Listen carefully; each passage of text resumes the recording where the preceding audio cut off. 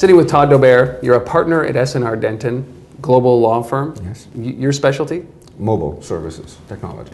So, we hear a lot about mobile commerce. We certainly hear a lot about trust in mobile commerce and mobile transactions. What's the perception of trust out there right now? Well, I think it's very interesting. The MEF did a consumer survey, and in the U.S. market, trust was a major issue that's really an impediment to the more widespread use of mobile commerce in the United States. There's a number of factors, but trust is certainly one of the big concerns in consumers' minds, as evidenced by the survey results. Is trust the linchpin? What are the other factors that kind of contribute to mobile commerce? Well, so I think that when it comes to technology, I'm an engineer by education and I love technology. And I think that one of the issues that you need to address when you start to see widespread adoption of a technology is consumers need to be comfortable with it. They need to understand it. Technology needs to serve their needs, even if they didn't know they needed it. It needs to make their life easier. And mobile has a huge opportunity in this field, and that's why you've seen it really expand with such a high penetration rate. And so I think that for the United States, since we have such a heavily, a population that's so served well by credit cards and banking, that you don't have that immediate need and the immediate realization as to why Mcommerce can change your life that you can in some of the developing markets. So I think that here people have the luxury of worrying about trust, as opposed to forcing through because this is something they need to do anyway. So it is really about that fact that we are used to a certain level of trust or a certain level of engagement with the people that we do transactions with, that you're right, certainly the developing nations or the unbanked don't have an option.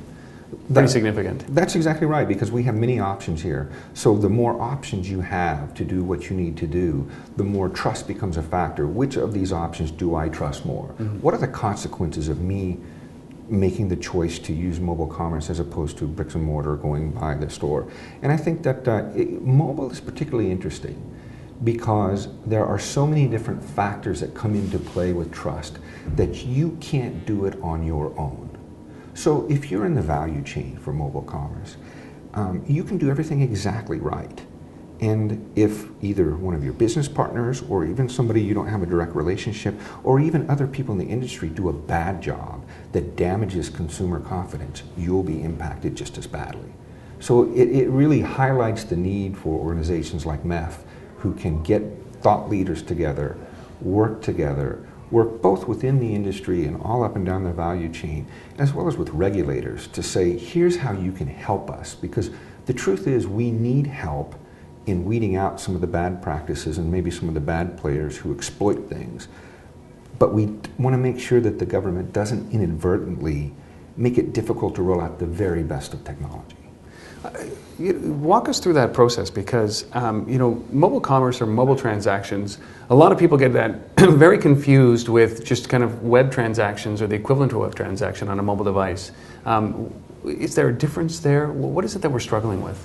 Well, I think that people, frankly, are more comfortable with the desktop. It's been around longer, they understand it, they tend to use it. Well, actually, they probably don't understand it because they accept it. They accept it. Right.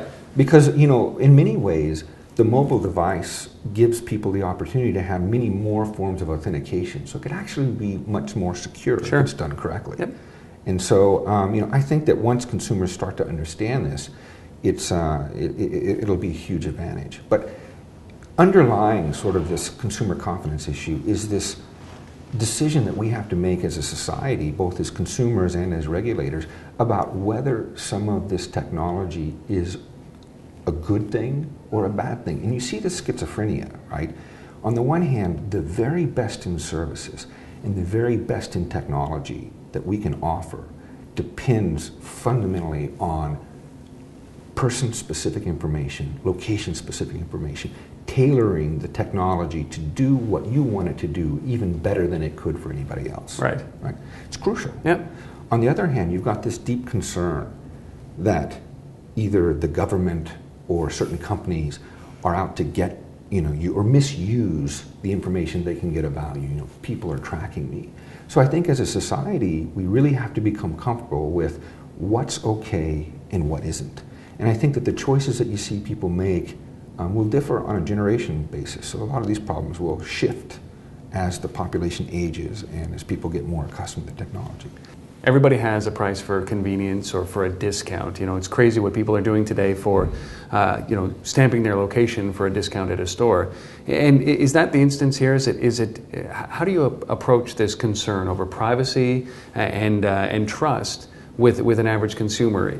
You know, are we going to see this being rolled out very systematically that, listen, I trust Sears, or I trust Starbucks or Macy's, so I'm going to give my trust to them? Or is it going to be a broader play where it's, listen, I trust Visa, I trust the credit card companies, and they have my back? Or is it really going to be, you know what, I have complete faith, I'm a technologist, and I have complete faith that you're not going to mistrust or misuse my information? How does this roll out? Well, so I think there's really two aspects to that. One is consumers need to reach a point where consumers actually don't understand the true risks in technology. The things that they tend to worry about the most often are the least risky things. And it's the things that they see. The things that they Right. see. Yeah. That's right. So I think people need to become comfortable of what are the negative consequences. What can happen to me if I choose to engage in this activity? And until people get comfortable with that, you're going to see a certain set of consumers who just won't adopt. Yeah. You'll see others who will forge ahead. There's always people who are wanting to try the newest thing, but you'll see the middle, the standard consumer will hold back until they're comfortable with it. And you know, look at credit cards and what they've done with fraud prevention. Right. And you know, people have a sense that even if somebody gets their number and charges it, as long as they're being responsible, they're going to get their charges back. Right. It's crucial. Yeah. Right? And so if consumers start to become comfortable in Mcommerce, and Mcommerce is so much more than just a potential credit card replacement. It's really important to think of it that way. It's so much more than that. It's not only about content, but it's about, you know, information and making it easier for you to engage with the world the way you want it to anyway. And until consumers have a good sense that even if something bad happens, because bad things always happen, Yeah. that they're going to be okay, you're going to see this hesitancy. Yeah. And you know, if we can parlay it back to the web days, it was the same kind of concern that happened during the web days. You know, a lot of people say, I'm not going to do online banking, I'm not going to buy anything online, You're crazy. Lo and behold, you know, one of the biggest companies on the planet is an e-commerce based company in Amazon.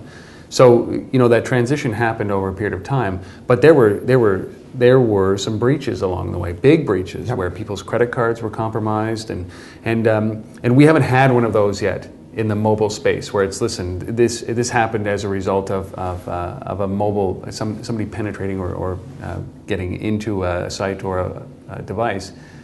But that's coming, isn't it? It has to come. It has to come at some degree or another. It has to come. Now, is it better that it happens sooner rather than later, or is it better that we get over that so we can get beyond it, or? Well, so it would be. This is a challenge to every hacker it is out a there right now. challenge. It's like, it sounds like a question like chickenpox. You know, should I get them now, get my kid infected with chickenpox? Yeah. You know, the answer is, you know, we'd rather not have any breaches. We'd rather not have anything. What will be key is how people react to the breaches, how we handle it. The reaction is actually far more important than the timing or the scope. And I think that it's really important that you know, it's very difficult for regulators to keep up with technology, and I think it's important for us as an industry, for everybody along the value chain, to sort of bring the government along with us as we go, so that you don't wait until the end when you need something, and then you're trying to go in and say, give me this because of X, and they haven't understood where you're going. Because I think that very good intentions can actually block some of the best technological advances. And, you know, one of the examples I think of is VoIP, is you know, nomadic VoIP services, voice over internet protocol. And you know, those services had the capacity to fundamentally change the way we communicate. And the FCC, with the best of intentions, required there to be 911 services associated with it. Yeah. And it killed it stifled it. It stifled it. It's dead. Yeah.